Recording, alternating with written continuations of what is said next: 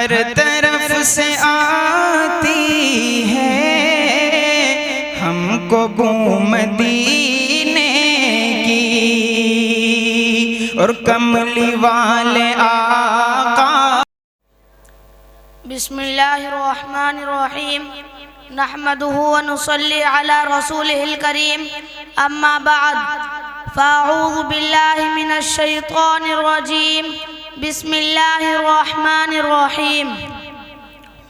वला तकूनू कल्लज़ीना नसुल्लाह फ़अंसाहुम अनफुसहुम वक़ाला अन्नबिय्यु सल्लल्लाहु अलैहि वसल्लम बुइस्तु लिउतम्मिम मकारिमल अख़लाक़ औ कमा क़ाला सल्लल्लाहु अलैहि वसल्लम।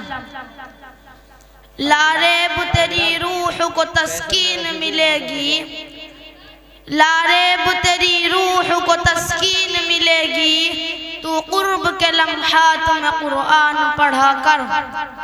आ जाएगा इक़बाल तुझे जीने का करीना, के आ जाएगा इक़बाल तुझे जीने का करीना, तू सरवर कौनैन के फरमान पढ़ा कर। बहुत अच्छे माशाअल्लाह।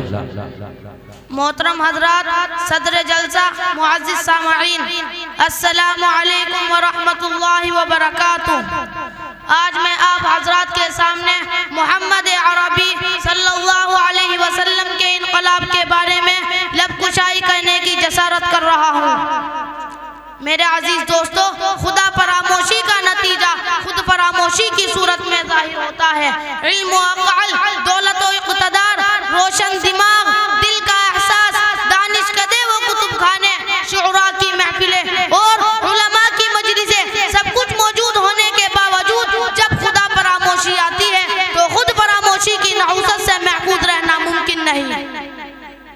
खुदा फरामोशी अगर इनफिरादी नौयत की हो तो उसके मुदीर हज़रात महदूद होते हैं, और अगर वो इज्तिमाइयत की सूरत इख्तियार करे तो पूरा माशरा बिगाड़ और फसाद की लपेट में आ जाता है।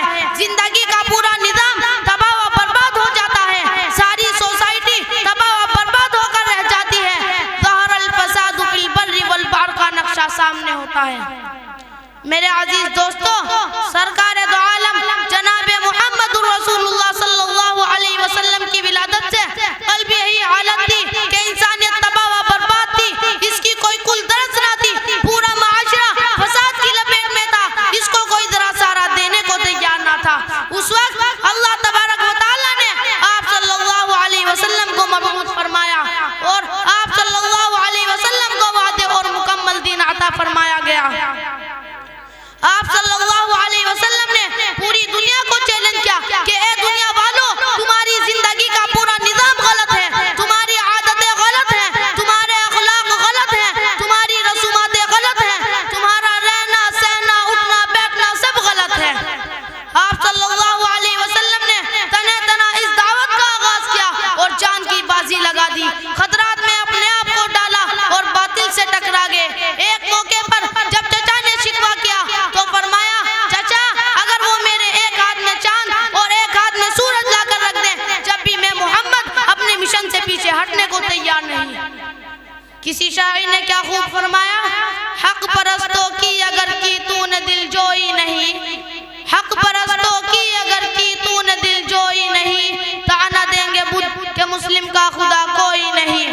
मेरे अजीज दोस्तों, 23 साल में आप सल्लल्लाहु अलैहि वसल्लम ने वो इनकलाब बर्पा किया कि बकौल मौलाना सैयद सुलेमान नदवी इख्तिलाफिल इस्तेदाद के बावजूद एक चीज हजारों लाखों अफराद में नुमाया होकर सामने आई। वो एक बिजली थी जो सब में कूद रही थी, एक रूह थी जो सब में तड़प रही थी। वो बादशाह हो या गदा, अमीर हो या गरीब, हाकिम हो या महकूम, काजी हो या गवाह, उस्ताद हो या शागिर्द, आबिद और जाहिद हो या कारोबारी, गाजी हो या शहीद, तौहीद का नूर, इखलास की रूह, कुर्बानी का वलवला, खलक की हिदायत और रहनुमाई का जज्बा बिल आखिर हर एक के अंदर काम कर रहा था। वो जो कुछ भी हो और जहाँ भी हो और जो कुछ भी कर रहा हो, ये फैज़ान हक सब में यकसा और बराबर था। मेरे अजीज दोस्तों, आज वो हिदायत रब्बानी और दावत आसमानी मौजूद होने के बावजूद एक भाई दूसरे भाई का गला काट रहा है, एक इंसान दूसरे इंसान का घर और दुकानें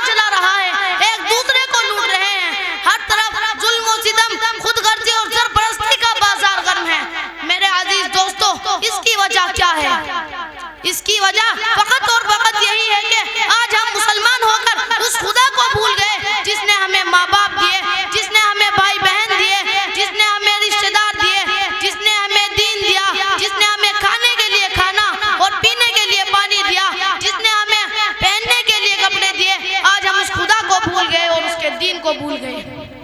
मेरे अजीज दोस्तों, उस दीन के लिए तो मेरे नबी ने बड़ी बड़ी मुसीबतें बर्दाश्त की, बड़ी बड़ी कुर्बानियां दी।